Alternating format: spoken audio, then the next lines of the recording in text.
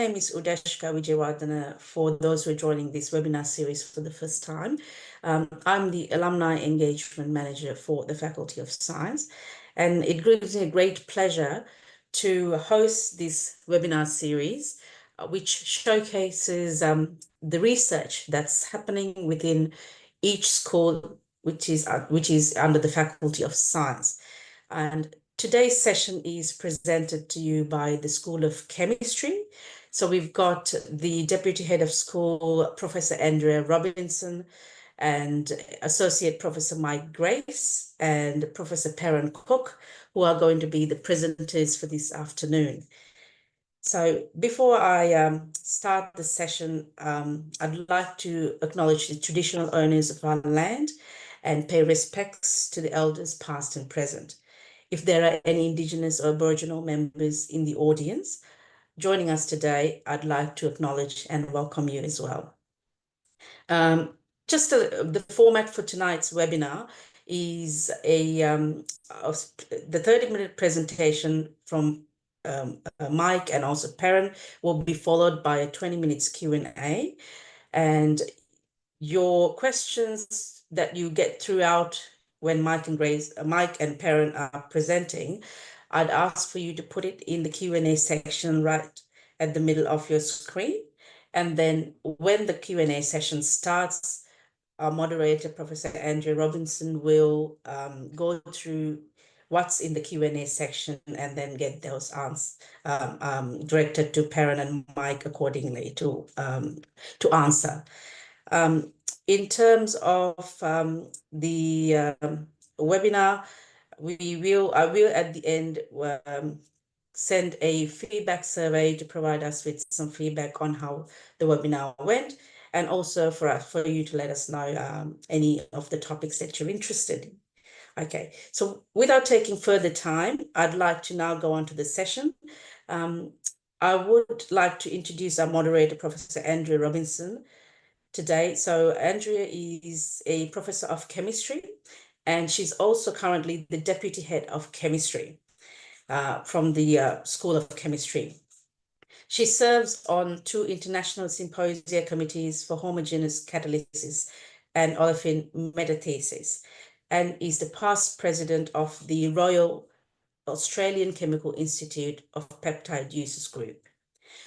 Between 2012 and 2015, she served as Associate Dean of Research within the Faculty of Science.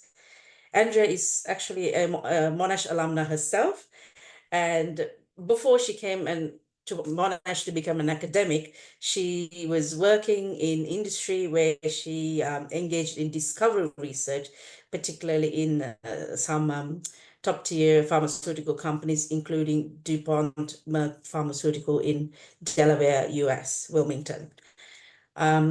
Recently, Monash has been awarded $5 million to set up a new Australian Research Council training centre for radiochemical technologies and precision radiopharmaceuticals. And Professor Andrea Robinson from the School of Chemistry will be acting as the director for that centre.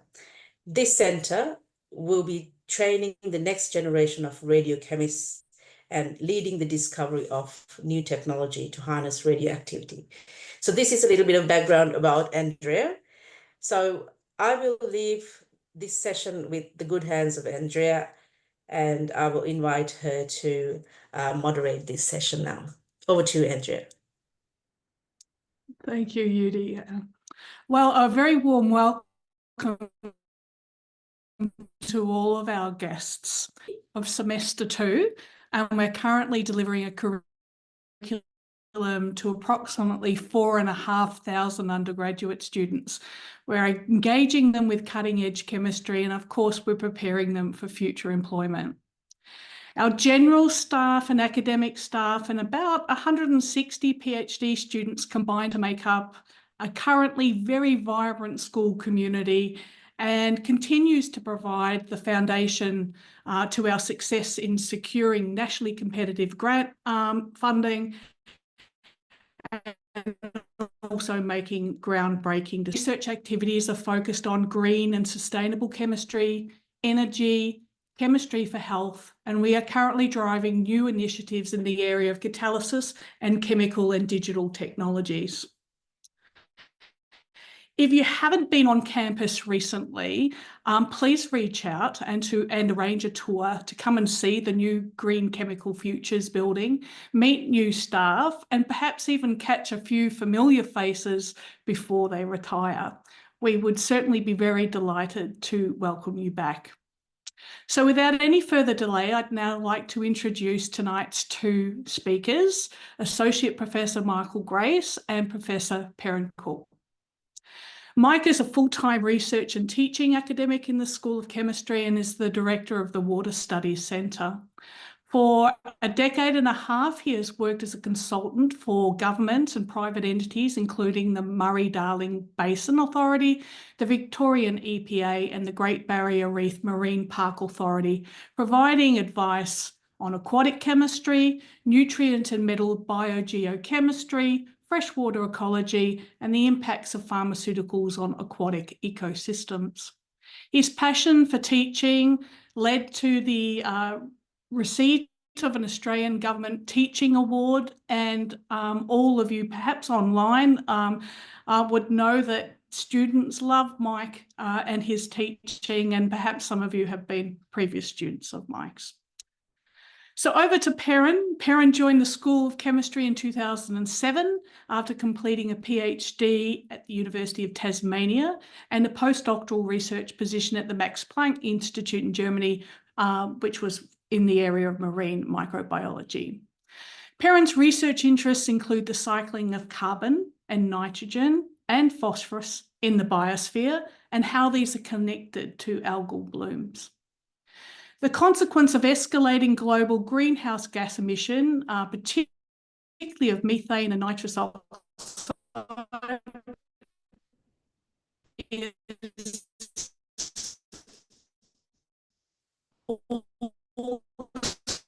a really passionate area. So tonight, these two tonight's webinar titled "What's in Our Water? Drugs, Bugs, Pollutants, and Beyond." Over to you, Mike. Thanks very much, Andrea, and I'm very happy to be here, although I'm a little bit nervous at the moment, not about talking to you, but just about 20 centimetres to my left. I've got a black cat ready to pounce on the keyboard, so hopefully he'll be well behaved. So before I actually put my presentation up, if you can see behind me, you'll see what looks like a fairly grungy urban stream, and this is in Baltimore, and that becomes very important in just a moment. I'm about 1 kilometre from the centre of downtown Baltimore. So without further ado, I will share my screen.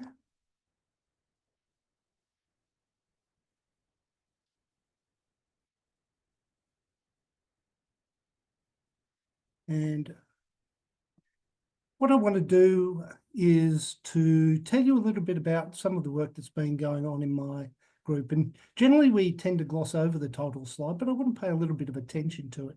Firstly, to acknowledge the fact that a lot of the work I'm going to be presenting to you has come through the efforts and ideas of Erin Richmond, who was a PhD student in my group.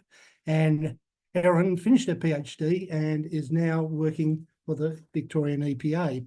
And if you look at the picture down in the bottom left, this is Erin on the left-hand side. And with Erin is another really important person in the story. It's Dr. Emma Rosie. And back in 2010, I spent a sabbatical leave, took my family to the US, to Millbrook, to spend time in the Carey Institute. And I met up with Emma, who is one of the scientists working there. And Emma said to me one day, "What are you doing this weekend? Do you want to come down to Baltimore?" And I thought, I've never been there. So sure, I went down to Baltimore. And that was the start of a fantastic collaboration.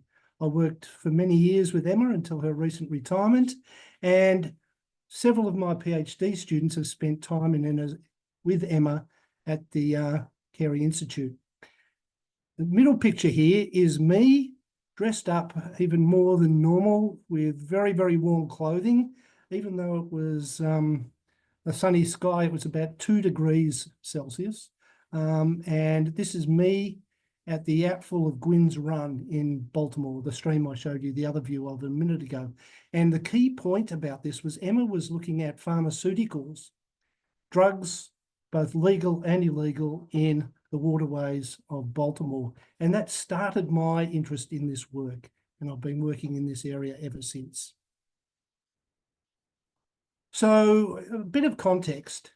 Back in 2019, the United Nations Environment Programme put out their second report on global chemicals, and they made some pretty astounding and important statements in that.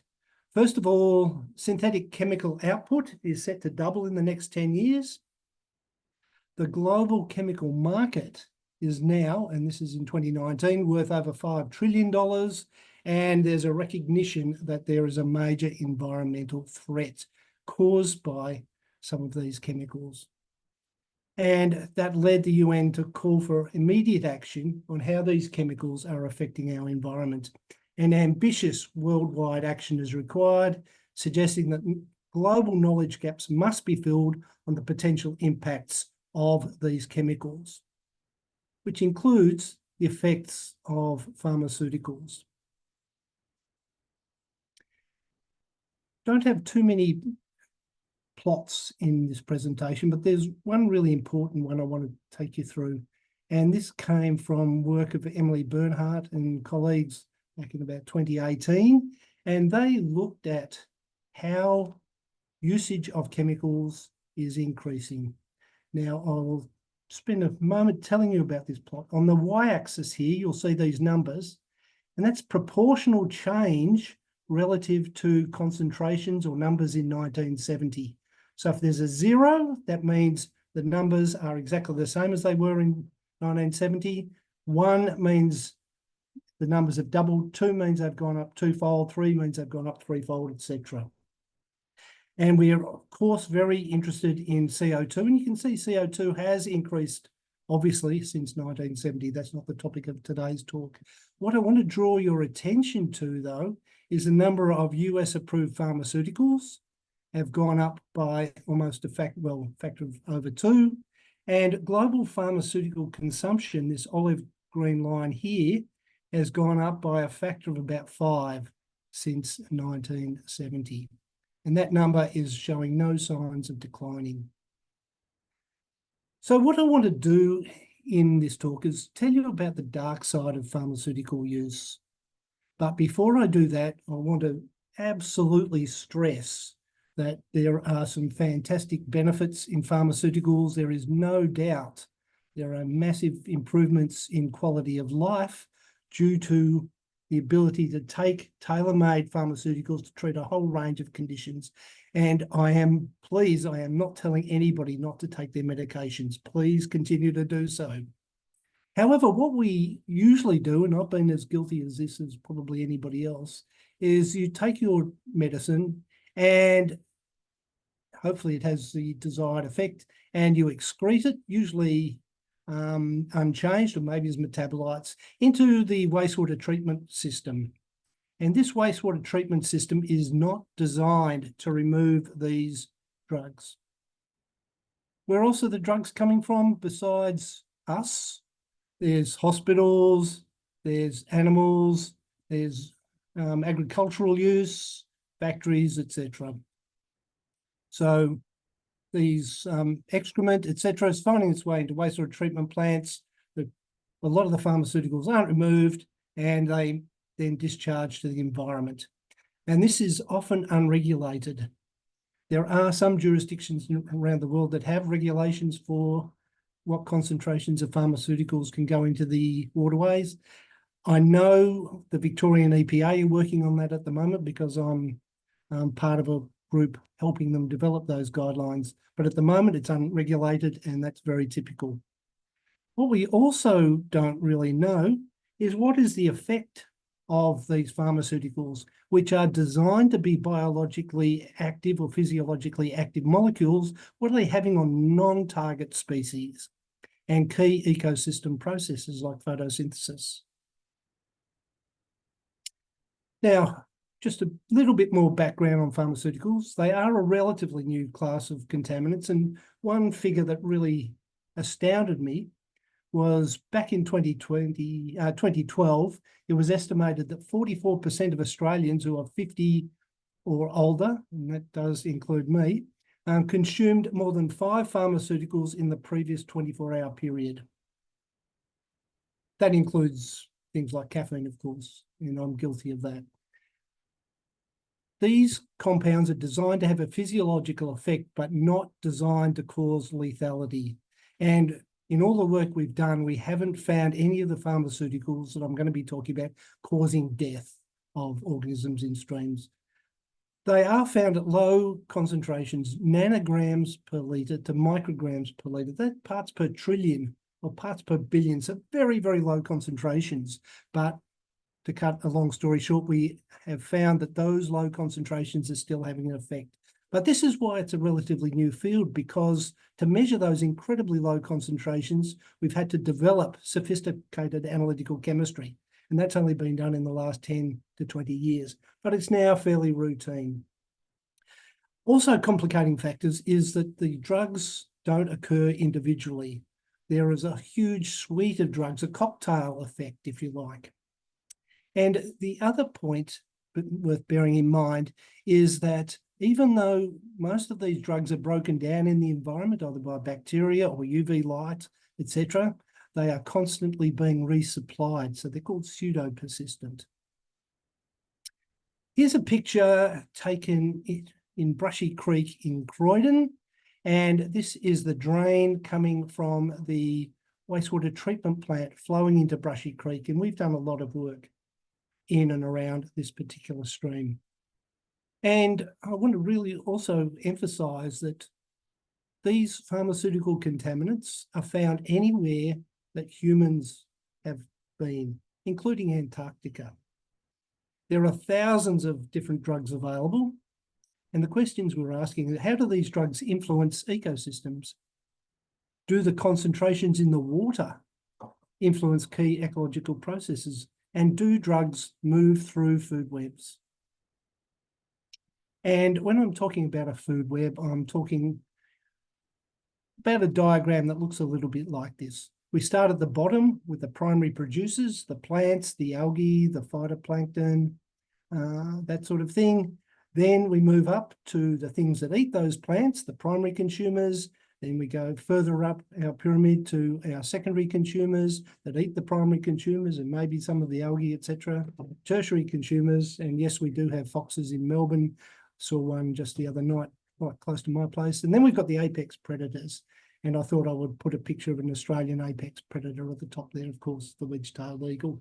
On the right-hand side, we've got just pictures of these various levels.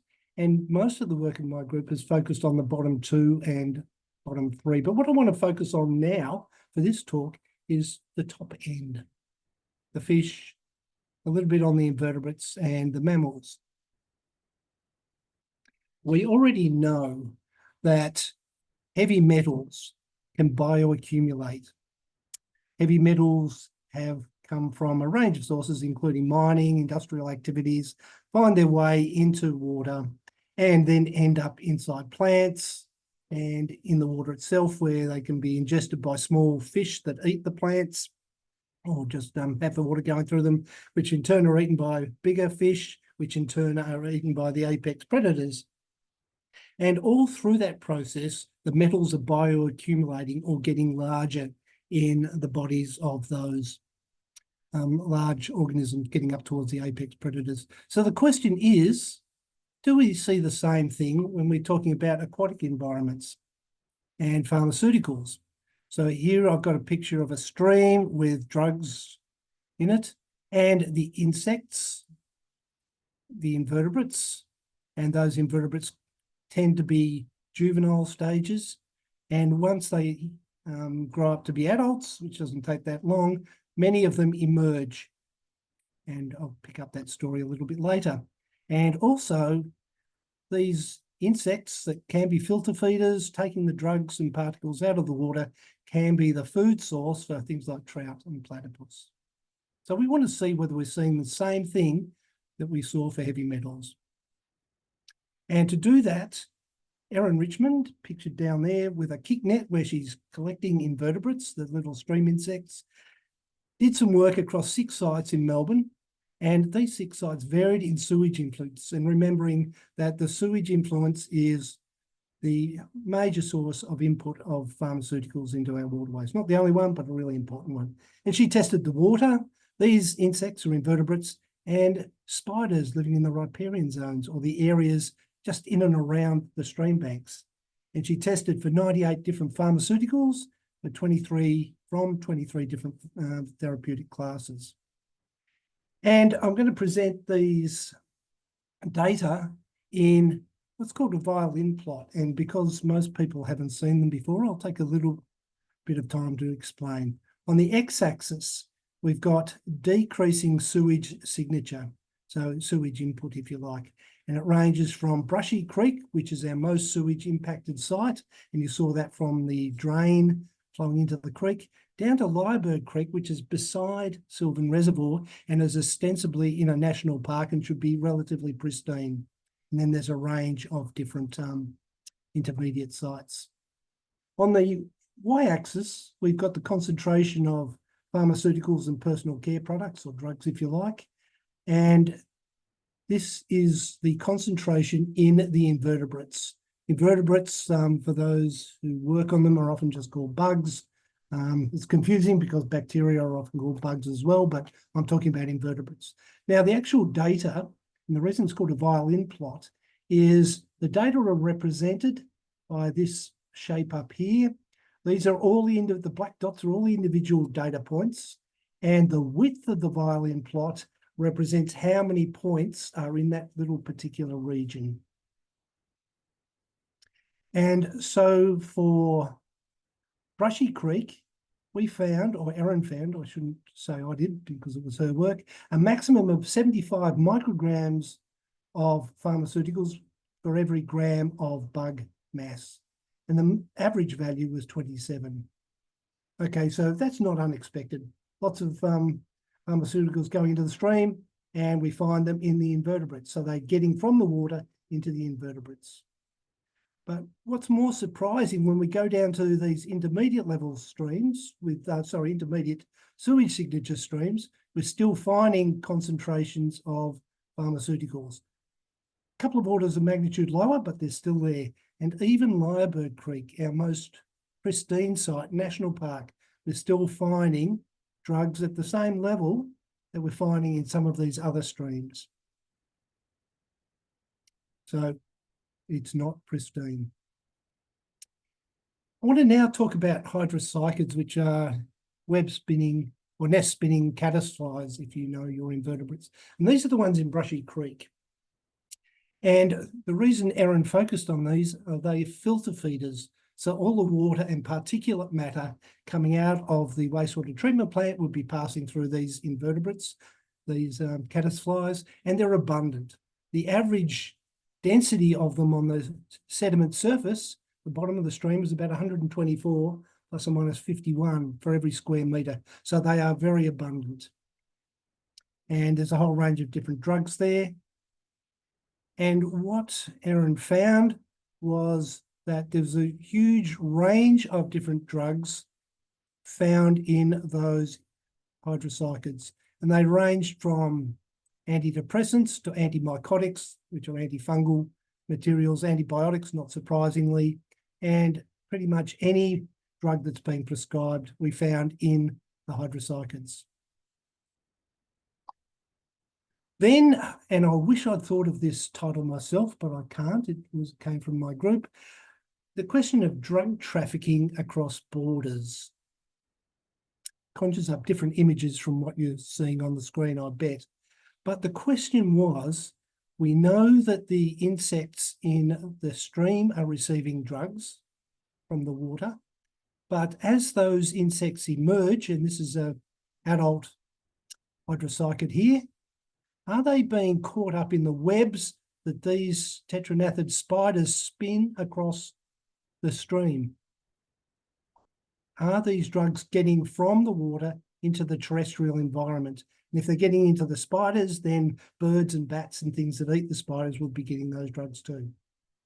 So Erin went out and collected spiders and analysed the drugs in the spiders. This plot's exactly the same in the way it's constructed. And we find that the spiders are also getting these drugs. There's a couple of really high concentrations at Brushy Creek, 82 micrograms per gram, which is even higher than that in the insects, and an average value of about 12 micrograms per gram. So the drugs are getting from the water into the spiders and therefore hence into the terrestrial environment. And again, we're seeing spiders even at Lyrebird Creek have got 31 different drugs in. Those are the numbers down there. That's the number of different drugs found within those spiders. Okay, so that's the story with the invertebrates. What happens when we move to higher level organisms? And if you want to get media attention, you focus on platypus. And Erin ended up being on TV on the panel and interviewed by TV in the US and the UK about this work. What we know is that platypus eat these insects, and that's their sole diet. And we know how much drug is in each gram of insects. And we know how many grams of insects the platypus eat. So we can work out how much daily dose of drugs is a platypus getting. And the astounding finding is that platypus, and these are the different types of drugs down here, platypus in some of Melbourne streams are getting 60% of a human daily dose of antidepressants. And that's the daily dose of people taking those particular drugs. And I still find that amazing and astounding. Trout are getting about half of that. And it's not just antidepressants, it's a whole range of other drugs as well. Everything in the waterways. So I do want to put a little bit of a cautionary note in here. We don't know whether these drugs are affecting the platypus or just passing straight through, whether they're bioavailable, whether they're bioaccumulating or not. We still don't know that yet. Interesting question. And about 70 different pharmaceuticals were detected. So the platypus are getting this huge cocktail. If you go to the doctor and say you're taking one or two different medications, they'll look for any effects of the combination of the drugs, but these platypus are getting, and trout are getting 70. So just to finish up then, a couple of things. One is when we look at water quality in our streams, we often just measure the water itself. We take water samples very carefully, take them back to the lab, analyse them scrupulously and determine the concentrations. But if we do that, we're missing a large part of the story because we know most of the drugs don't stay in the water. They end up either in the plants or the animals and right through the food web. So just to summarise, pharmaceutical pollution poses a serious threat to aquatic ecosystems. I've only talked about one part of the work here. Concentrations are below those that cause lethal effects, but far less is known about the sublethal effects that we find at environmentally relevant concentrations. And that means the concentrations we measure when we go out into streams. There's a whole other section of this work about antibiotics and the development of antimicrobial resistance with implications for both ecosystem and human health. And one of my current PhD students, Ruby Comp, is working on that at the moment. We have found that contaminants in water can influence ecological processes, and through other work I haven't had time to talk about, we found that hay fever medications, the antihistamines, can suppress primary production or photosynthesis, and that has very large ecological consequences. And finally, we have found that pharmaceuticals do accumulate in aquatic biota. We found 69 compounds in 29 different classes of drugs, and the concentrations in the invertebrates were 10 times higher than the water. And we found the pharmaceuticals move into the terrestrial environment via emerging insects and then further off into the environment. So with that, I would like to thank all of the people who have been involved in various aspects of the work.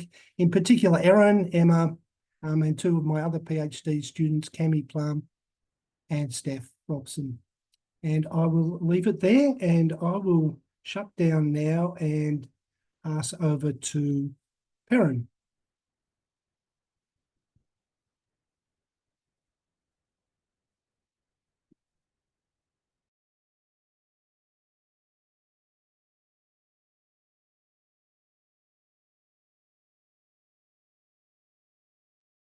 Hi everyone, I'm just trying to share my screen. For some reason, it's not giving me the option of sharing my presentation, which is a bit odd. It'll allow me to, what I'll do is I'll share my desktop and then I'll share my presentation, so hopefully that works. All right, so hopefully you can see my presentation. Yes, we can, Perran. Yeah, thanks, Mike. All right, hi everyone. Thanks very much for the interest in this seminar series. It's a great pleasure to be able to present to you tonight. I'll continue on from what Mike's been saying. He's given a little bit of an introduction in some of his figures to some of the things I'm going to talk about. I'm going to focus on two things tonight. I'm going to focus on the nitrogen cycle, which I spend a lot of time studying, and some of the problems which you may not be familiar with, and then also talk a little bit about carbon. Now, no doubt you've heard of all about the CO2 problem. What I'm going to talk about is some of the, I think, potential solutions to that. And I'll just run you through some of those ideas. So I guess, so, you know, being environmental chemists, Mike and I sort of are interested in things that are pollutants. And so zooming out a bit, so what are the things that threaten the integrity of the biosphere and the systems that support us? And so there's lots of ways of sort of trying to understand that. One of these is these planetary boundaries concept, which has come out of the Stockholm Institute. And it's identified a number of key threats to the biosphere. One of them is novel entities, so pollutants. So Mike spoke a little bit about them. And a lot of these things you may or may not have heard of, depending on your background. So climate change is hopefully one you've heard of. And so CO2, obviously, one of the issues there is increased radiative forcing, so increased global temperatures. Biodiversity, so loss of biodiversity is a threat to the systems that support us. And there's a whole range of things here. And a lot of these sort of are in the realm of chemistry. So hence, you know, chemistry, understanding chemistry, and particularly environmental chemistry is really important to sort of solving some of these problems. And one of the ones down the bottom here is what they've described as biogeochemical flows, and that refers to phosphorus and nitrogen. And you may recall earlier on in Mike's talk, he showed a little graph of some of the things that have been increasing since the 1960s. Often it's called the Great Acceleration after the Second World War, as this period of huge industrial growth, economic growth, and that led to more industrial output and more pollutants entering the biosphere. And phosphorus and nitrogen are two of the key ones that have really had a huge increase in their release. And the more red these planetary boundaries, the sort of greater the threat. And so the flows of nitrogen and phosphorus have been identified as some of the key ones that have crossed the so-called boundaries of sustainability. So what's the issue with nitrogen? So in a way, it's too much of a good thing. So, you know, we need nitrogen. So the majority of the world's fertilizers use what's called the Haber-Bosch process to artificially fix nitrogen. So prior to the invention of the Haber-Bosch process in about the 1915 or so, we relied entirely on natural processes for nitrogen fixation. So legumes, so plants like beans, which have bacteria associated with their roots that fix nitrogen from the atmosphere. It's basically where we got all our nitrogen from. We also mined it from places like Chile, for example, and that's really why the Germans got into the Haber-Bosch process, because they needed nitrogen for their explosives, and so they were getting a lot of that nitrogen from the saltpeter deposits in Chile. And when they lost control of those, they were able to unfortunately continue their munitions production through this Haber-Bosch process. And so today it's one of the most, again, it's sort of, you may or may not have heard of it. It's one of the most, I think it's fair to say, it's one of the most important industrial processes in the world. About 1% of the world's energy production is used by this process. And that nitrogen that's fixed, so what the Haber-Bosch process actually does is it takes atmospheric nitrogen. The atmosphere is about 80% nitrogen, so we're swimming in this sea of nitrogen, but it's not bioavailable. So atmospheric nitrogen has a very strong triple bond, which means we can't use it. And only very few organisms are able to fix it into a bioavailable form, so ammonia or nitrate, for example. So this artificially fixed nitrogen, Haber-Bosch process, supports about half the world's population. And so the reason for that, of course, is that our crops require lots of nitrogen. And with the advent of the Haber-Bosch process, it's fundamentally supported what's called the Green Revolution, which has allowed us to increase global food production by a massive amount, and that's enabled the world's population to increase. And so today, about half the world's population is supported by this process. So of all that nitrogen that we make fertilizer out of, about 70% of it doesn't actually get used by the plants. So this is what we call nitrogen use efficiency. And so only about 30% of the nitrogen that gets put onto the soils is actually used by plants, and the rest either ends up in the atmosphere or in our water. And so the upshot of this is we've actually now doubled the rate at which bioavailable nitrogen enters the biosphere. So, prior to the Haber-Bosch, the only way it entered the biosphere was through natural nitrogen fixation. And so we've actually doubled the intensity of that entire fixation process. So that's having quite a marked impact on the biosphere, and that's primarily through increasing productivity, so plant productivity. So in a way, we're sort of greening up the world. And so in some ways, you could see that as a good thing, more growth. What could possibly go wrong? And so, it's sort of similar to sugar, right? It's fundamentally what we need. Without sugar, we'd die very rapidly. But, if we eat too much sugar, it obviously creates problems. So the problems associated with too much nitrogen are, one of them is air pollution. That's not so much the case here, but in very densely populated areas like China, it's more of an issue. But we do see the manifestation of that here as well. So algal blooms are the obvious one. So making things too green.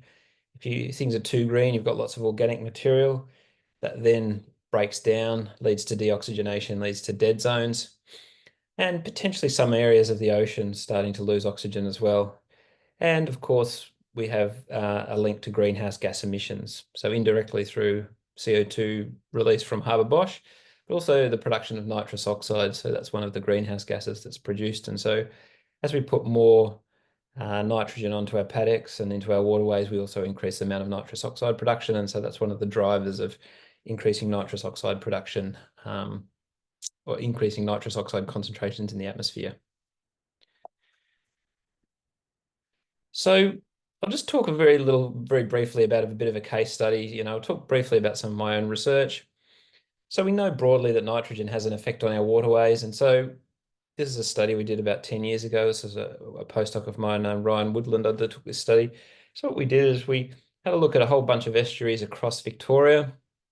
And these estuaries basically drained different catchments. Some of the catchments were quite pristine, such as these ones over in the Far East, and also down here in the Otways. And some of the catchments were quite impacted by agriculture and nitrogen. And so particularly these ones here in South Gippsland are some examples of that. And what we did is we looked at the vegetation, so the plants that were growing on the bottom.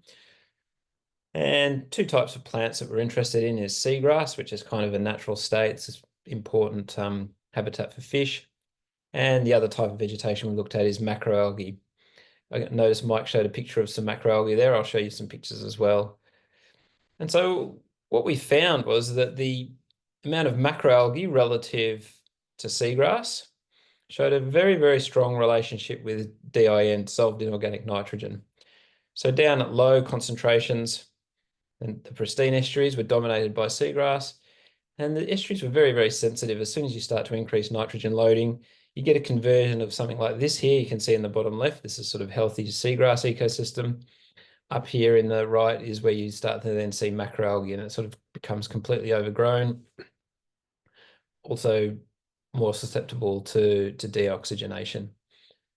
So the key point here is that you do see, even in Australia, where nitrogen loading rates are not particularly high by world standards, you do see this very rapid change in the fundamental vegetation structure of estuaries. And it's not something you really notice straight away unless you do a systematic study like this across a lot of systems.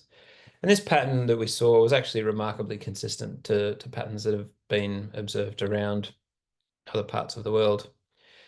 So key thing here is that this sort of work allows us to identify thresholds for when things start to change. So this here is just another example of that. This is in Altona. This is near the Western Treatment Plant. So a lot of nitrogen going into Port Phillip Bay from that.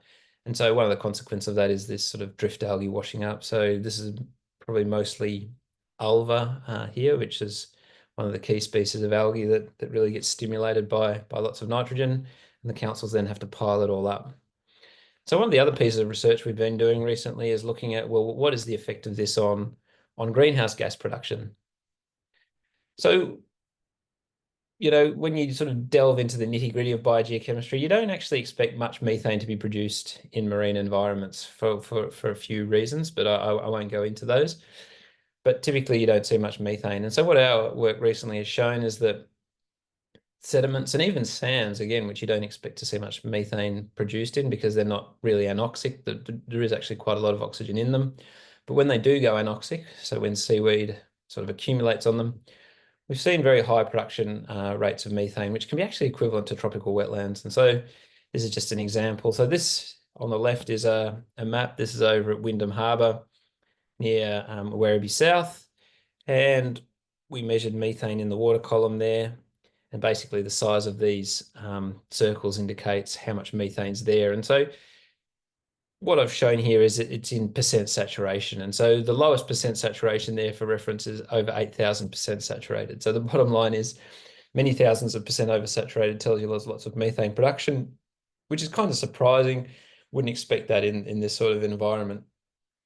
So this is some work that a postdoc of mine, Wei Wen, and also a PhD student, Ning Hall, have been doing, looking at basically concentrations of methane and also what are the factors that influence that. And so we see this dramatic increase in methane production rates when we add basically water that's been seeped, or seaweed, when seaweed's present. So the water that surrounds that seaweed leaches out some of the plant metabolites. So DMS, dimethyl sulfide, some of you may be familiar with it, the smell of the sea, that's a key one, very rapidly converted into methane. And so wherever we go and collect sediment samples or sand samples, we see lots of methane production. So again, rather unexpected.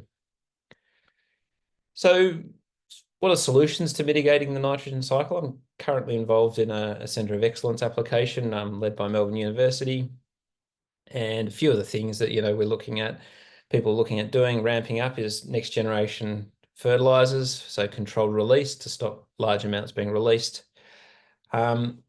Nitrogen capture and reuse approaches across the catchment. So, when water runs off the land, catching the water and the nitrogen and then reusing it. Engineered plant soil systems, so bioengineering plants to enhance nitrogen uptake. And then another really important one, this is another great spin out that's come out of Monash University, is the use of green ammonia. So ammonia, again, as I spoke about earlier, the Haber-Bosch uses heaps of energy. And so we can produce ammonia just using sunlight or electricity. We can greatly reduce the amount of CO2 and energy that's used in that process. And so the company called Jupiter Ionics, led by Professor Doug McFarlane, who's really pioneered that approach. And the other cool thing about this is it potentially allows farmers to decentralize nitrogen production. So at the moment, they have to buy it in truckloads of fertilizer. They're producing it in a decentralized way on their farm, sort of more continuous stream. It offers the opportunity to apply it in smaller doses when it's needed. So that offers some sort of novel approaches to the nitrogen problem. All right, so moving on now to the CO2 problem. Now, again, I don't think this needs much introduction. I think the key thing is we need to reduce emissions. That's the number one thing. And I guess the pathway to this is building a more renewable grid, wind and solar, and also electrifying everything, cars, heating and that sort of thing, phasing out gas as fast as possible. Key thing, I think, is, phasing out fossil fuels. I think fossil fuel companies are really, particularly gas companies in Australia, are really trying to last gasp of sort of trying to cling on. And CCS, carbon capture and storage, putting a thing at the end of a chimney to catch that CO2 is often talked about as a way of sort of allowing us to have our cake and eat it too. But I think whenever you cost that up and try and scale it up, those things don't really work too well. So that's sort of not really an option. The other thing that people talk about a lot is offsets. And so again, this is another fraught area. So offsets, how do you capture that CO2 or how do you offset that CO2? And so this is obviously needed for some industries which are really hard to abate the emissions of. So cement production is one and aviation's another one. Electric planes are a thing, but probably not going to be a huge thing on an intercontinental scale any time soon. And so you need offsets. And so, the classic one that's really relied on a lot is the biosphere. And so this, I'm not a huge fan of that because, whilst it's relatively cheap, you're effectively swapping fossil fuels, which are very, have stored carbon on the timescale of millions of years, to plant biomass, which only stores carbon on those timescales of sort of decades. So it's not really like for like. The other thing that people talk about for carbon drawdown, so taking CO2 out of the atmosphere, is bioenergy with carbon capture and storage. So that's one possible pathway, but again, that requires a lot of land for this biomass production. So competing with agriculture, competing with undisturbed ecosystems, as you saw earlier in my slides with the planetary boundaries, biodiversity is one of the key things that's under threat. So, encroaching on that space is something we really want to avoid. So again, there's potentially some scope for that.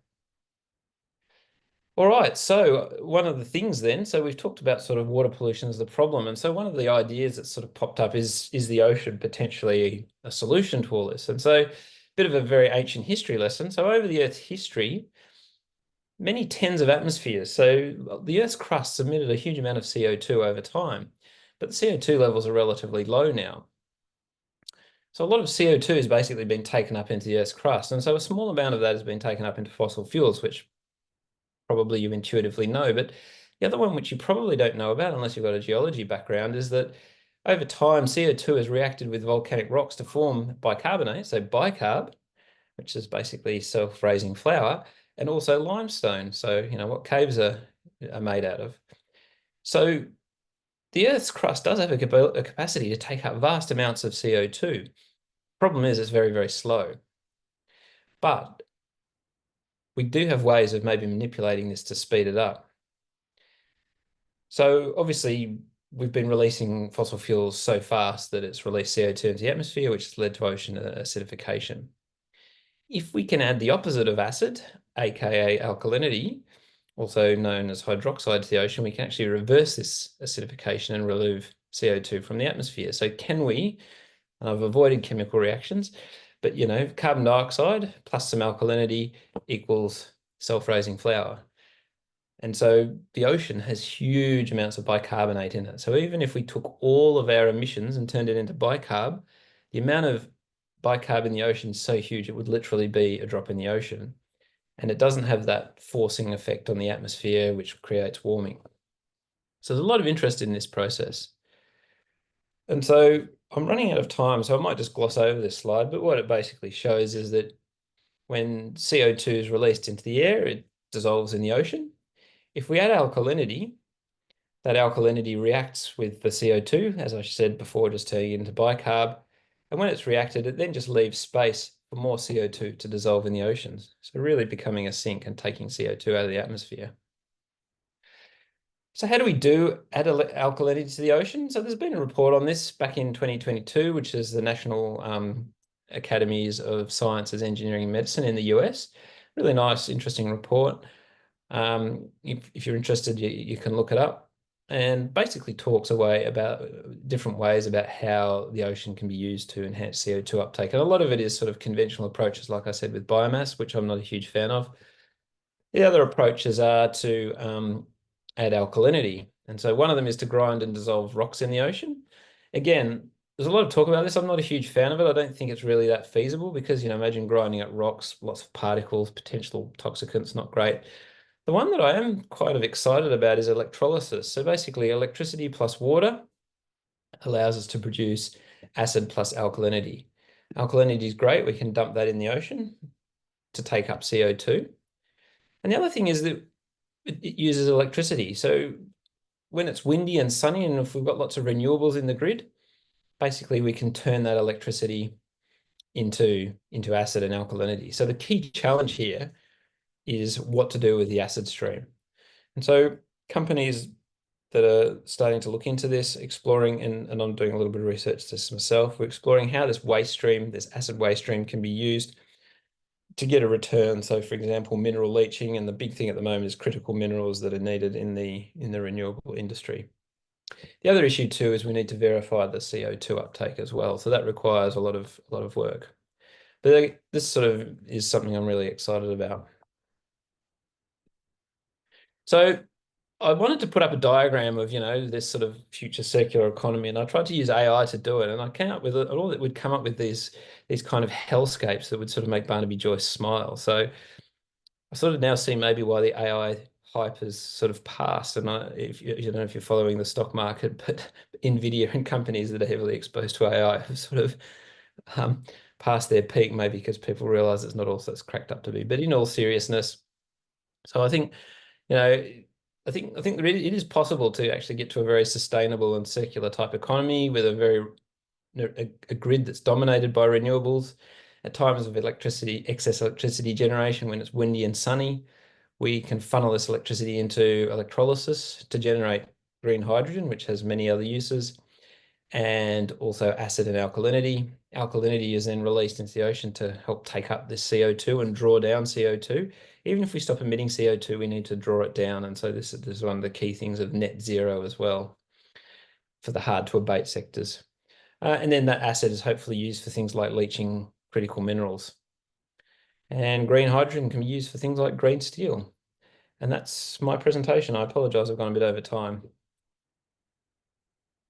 Happy to take any questions. Well, thanks very much, Perran. And Mike, yeah, there are quite a few of those who are online. If you have additional questions, please continue to put them in the Q&A section.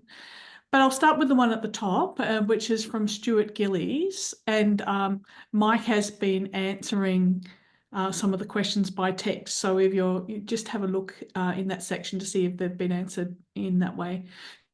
So Mike, the first one, how do you suggest we check or test what's in our domestic water supply? And are there any resources you can recommend, please? Right. I think it depends very much on where you live. If you are receiving water from Melbourne Water, for example, I don't think there's too much of a concern that we're going to get large concentrations of pharmaceuticals and other drugs in our waterways. If you're taking water from your local creek with minimal treatment, that's a different matter. I don't want to be alarmist. The concentrations I am talking about are very, very low. They are having effects on small organisms for sure.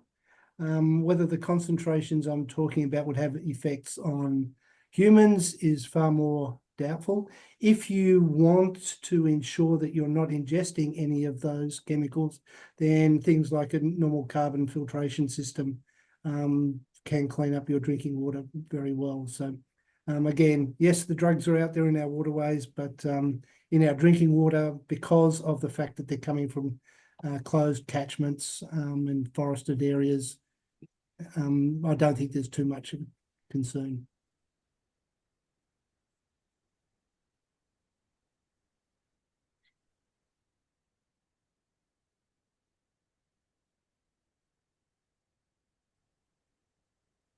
From Sergey, can those drugs be extracted or mined from the water and perhaps used again? At the moment, it would be a very cost-intensive exercise. Because the drugs are there at such low concentrations, we would have to concentrate hundreds of thousands of litres of water to get enough of the drugs and then separate them to get anything particularly usable. It's not quite like extracting gold or anything like that, because the typical ways of removing these drugs are things like carbon filters that I just mentioned, or membrane filters. And then what you've got is a mix of all of these drugs in one location. And then if you want to use them, you've got to separate them, using a whole range of different chemical techniques. We can do it technically, but is it worth the effort? Probably not. Now, I just quickly answer the question is, what should we be doing about this? The first thing is, please don't tip your unused medications down the toilet or put them into the bin. Pharmacists have got a scheme called the Returned Unused Medicine Scheme, and they will take all of your drugs that you don't use or have gone past their expiry date, they will take them for free.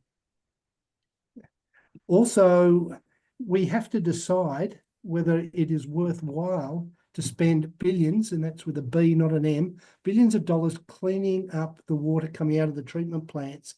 It is technologically feasible to remove these pharmaceuticals and other organic compounds from our waterways, but we are looking at huge costs and ongoing electrical costs. So if we're using renewables to solve the problem, to provide the power to remove the pharmaceuticals, etc., that's great. But if we're using non-renewables, then we're contributing to the CO2 problem, and that's probably a worse outcome. Well, I think we're drawing to the end of time. So for those who are still online, I'm going to speak collectively for all of us. Thank you, Mike, and thank you, Perran, for really inspiring discussion. Very topical, and obviously big problems ahead for chemistry to contribute solutions to. So thanks very much. That together, and I'm going to hand back to Judy. And maybe is Judy frozen? Yes. Look, thank you very much to both Mike and Perran for a informative session.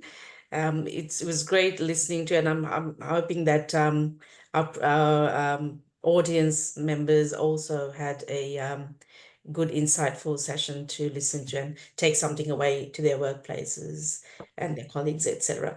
So that's the end of our session tonight. So we will continue to host this series of webinars showcasing the different research that's happening in the various schools for until the end of the year. So the next one coming up is from the School of Mathematics, looking at computational methods for used in heart and also brain research that we do.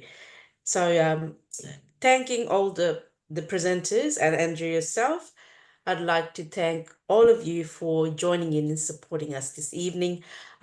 Please do sign up for our alumni LinkedIn group. So that's where I will put up all the events and the webinars and everything that's happening for our alumni from the Faculty of Science. So join in. I'll put in the link in the chat now.